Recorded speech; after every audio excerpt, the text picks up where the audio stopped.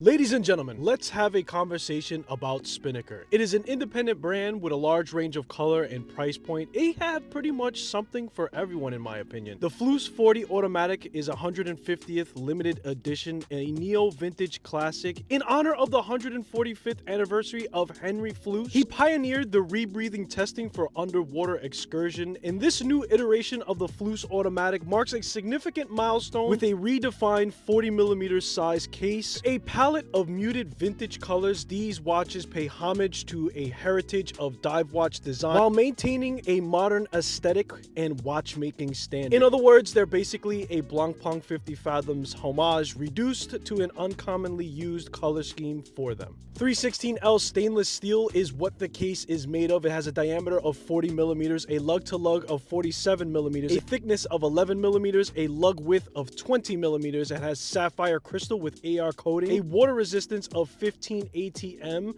The weight is 190 grams. It utilizes a Miyota 9039.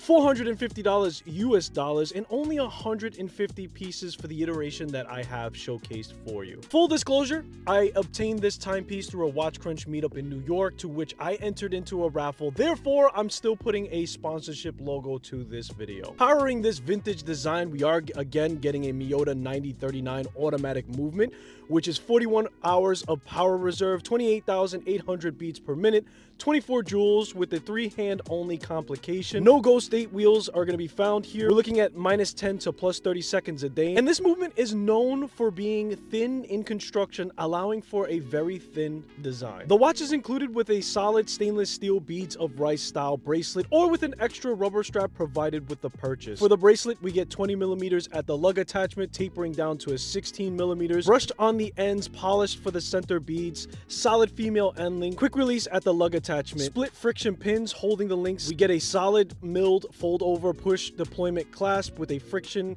clipped mini divers extension, for all of which is fully brushed, 3 tooled micro adjustments, Spinnaker engraving on the safety lock. The end lugs run flush against the lug at the case for itself, and the bracelet articulates very well. For the bracelet, an obvious improvement would have to be a push button diver extension for a more accurate fit when we have that thermal expansion of the wrist instead of the mini diver extension. Now, something not so obvious is the safety lock being slightly loose and sometimes opening halfway when it's on wrist, and this is most likely due to an additional bump out missing at the end that would have secured the clasp to hold it down flush. There's also an FKM rubber strap that has been included with the purchase, navy blue to match the dial of the watch. Now, it is thick but decently supple. Quick release also at the end for the lugs, with a Spinnaker branding underneath that and on the engraving of the brush hardware, and has 2 adjustable keepers. The only improvements that I could really find was for the keepers. They tend to slide up and down my wrist throughout the day and sometimes slips off the buckle altogether. I would recommend small bumpers underneath the keeper to secure it into the slack portion to prevent this from happening. And if they really want to go nuts, add an all curved end into the strap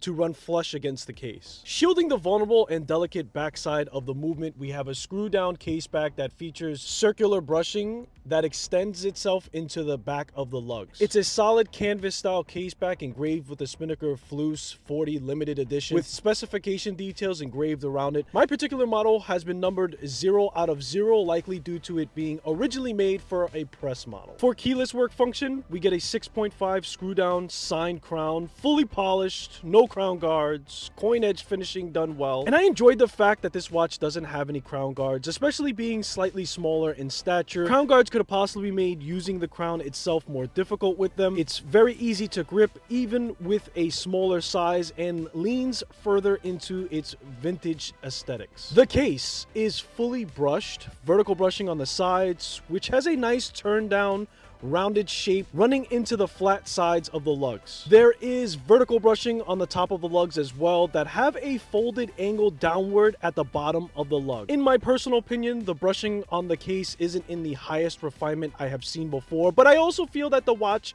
can get away with this, it being a tool watch and also relative to its price point. We receive, of course, a diver styled mineral bezel insert, loomed markers. It's rounded in the shape of the associated Blancpain 50 Fathoms style bezel. The bezel itself is fully brushed, coin-edged finishing. We're getting 120 clicks, unidirectional ratcheting spin with no backplay whatsoever, but it does offer a significant amount of resistance to the counterclockwise turn. Because of this, it sometimes feels a little more difficult to turn the bezel, and I found that using 3 fingers instead of 2 can make it an easier ordeal. Protecting the dial and its contents, we have a top hat style sapphire crystal with blue AR coating. It does a great job of giving off a vintage style feel, which is on theme, and it gives a fun distortion to the dial edging by bending and reflecting the dial's edges. For time reading, we have brushed pencil style hour and minute hands with a cream color base second hand that has a pink arrow tip and extends to the end of the dial, all 3 featuring a cream colored Swiss Super Luminova. For interior design, the dial has a matte finish in a dark navy blue color, applied indices in a circle and a rectangle design, except for the 12 o'clock position, which is more of a diamond shape. They all are outlined in a brushed stainless steel and filled with a cream color lume that matches the lume on the hands perfectly. I would also like to add that Spinnaker has made an excellent choice of shade for the Swiss Super Luminova throughout the entire watch, giving a very close depiction of how an aged lume would look on a vintage watch. It's often done in a strong orange hue that is further away in relation by other brands. We get an applied polished Spinnaker logo at the 12 o'clock position, Fleuss Automatic printed in white along the minute markers, and limited edition found at the very bottom.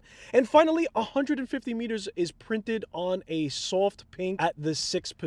I also noticed a line that runs across the center of the dial, and I was curious enough to contact Spinnaker and find out what the inspiration behind it was. They gladly obliged and gave me this answer in under 24 hours. The line in the middle of the dial is a simple design element that was added to provide a visual break from all text dial. It's meant to enhance the overall aesthetics while maintaining balance and readability, giving the dial a subtle, clean look. I also would like to add personally that it gives a great point of reference of how balanced the watch is horizontally, a very bold thing to do, and I give them flowers for doing it. For nocturnal adaptation, here is a shot of the Swiss Super Luminova in action. The lume is well executed and has enough material applied to the indexes, the hands, to last throughout the entire night. I think this watch gives a lot of value considering its price point. Overall cost versus execution is on par with the value of this limited timepiece. In my subjective opinion, I think that the watch is worth the value and done well to fill the roles of a vintage inspiration with modern technology. Stay tuned for the channel where I will be doing a video comparison of my AliExpress custom build for the Blancpain 50 Fathoms versus this option by Spinnaker in comparison. I'll leave a link in the description below where you guys can find this Spinnaker Fluess limited edition watch. Consider subscribing to the channel if you are enjoying these in-depth reviews,